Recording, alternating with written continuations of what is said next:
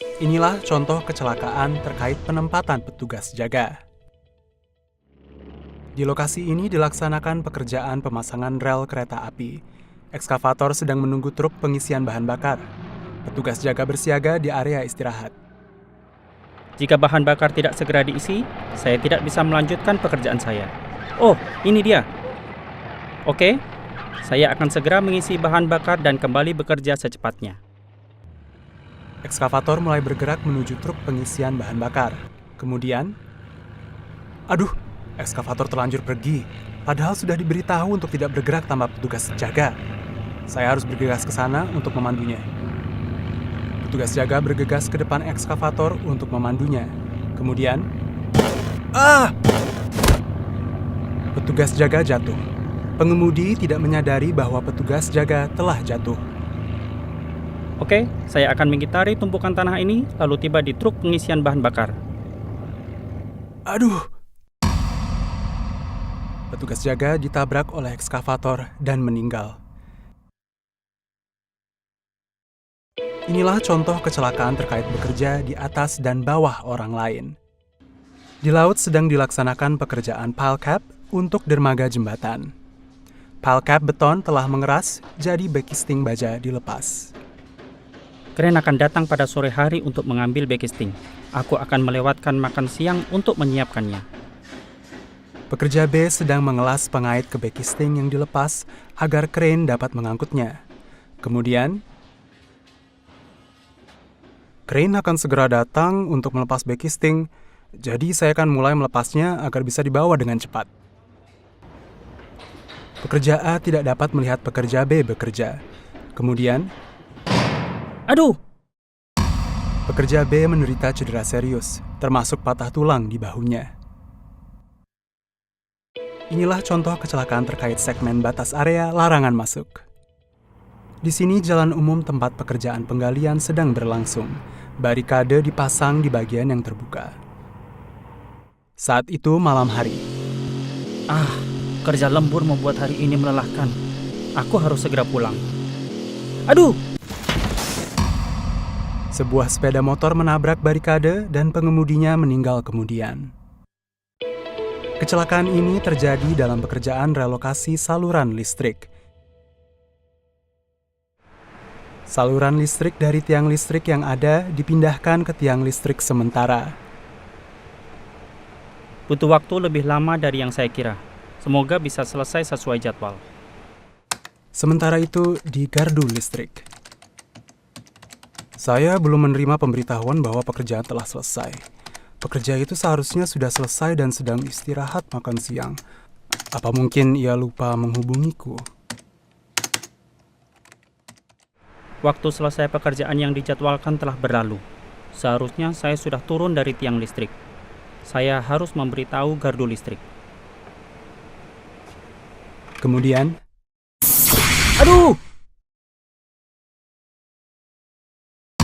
pekerja tersebut tersengat listrik dan jatuh dari ketinggian sekitar 10 meter.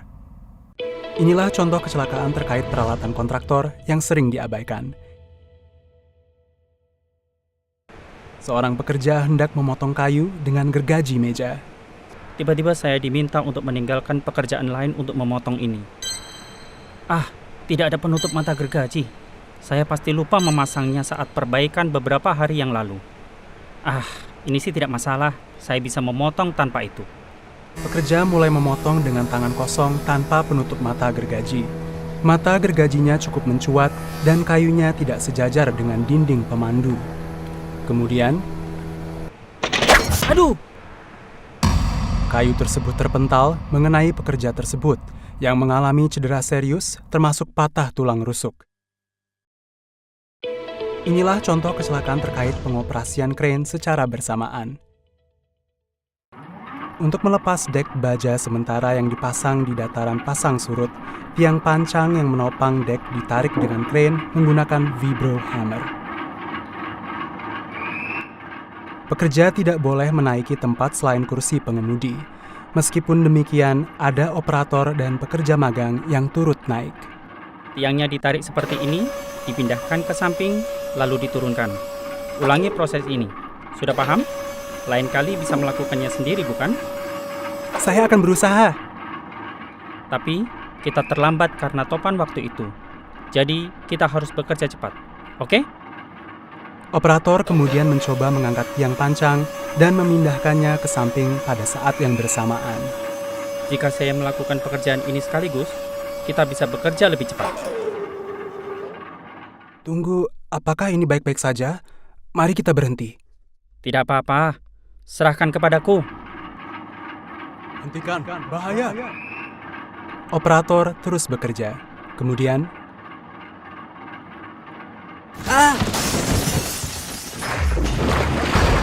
Crane jatuh ke samping dan kabinnya terkubur lumpur. Operator dan pekerja magang tidak dapat melarikan diri, mereka meninggal tenggelam. Inilah contoh kecelakaan terkait pekerjaan sementara. Pekerja sedang menyesuaikan perancah di braket dermaga jembatan. Kita harus segera menyelesaikan perancah. Kalau tidak, semuanya tidak bisa mulai bekerja. Ayo cepat, pekerjaan ini berbahaya. Jadi, pasang kait dari sabuk pengamanmu. Tidak apa-apa, tidak akan memakan waktu lama. Kemudian... Aduh! Inilah contoh kecelakaan terkait pekerjaan penggalian. Di sini lokasi penggalian. Pekerja berada sekitar 4 meter di bawah permukaan. Mantap, kemajuannya lancar. Kita telah menggali secara akurat dan rapi. Sepertinya, kita bisa selesai sesuai jadwal. Kemudian... Aduh! Pekerja itu menderita cedera serius, termasuk patah tulang bahu. Inilah contoh kecelakaan terkait pekerjaan fondasi tiang pancang. Di sini lokasi pekerjaan fondasi tiang pancang. Penyambung digunakan untuk memasukkan tiang pancang lebih dalam ke tanah ke kedalaman yang ditentukan. Saya mengalami kesulitan memancangkan tiang pancang. Mungkin tanahnya keras. Saya tidak akan bisa menyelesaikan pekerjaan tiang pancang dengan kecepatan ini. Jadi...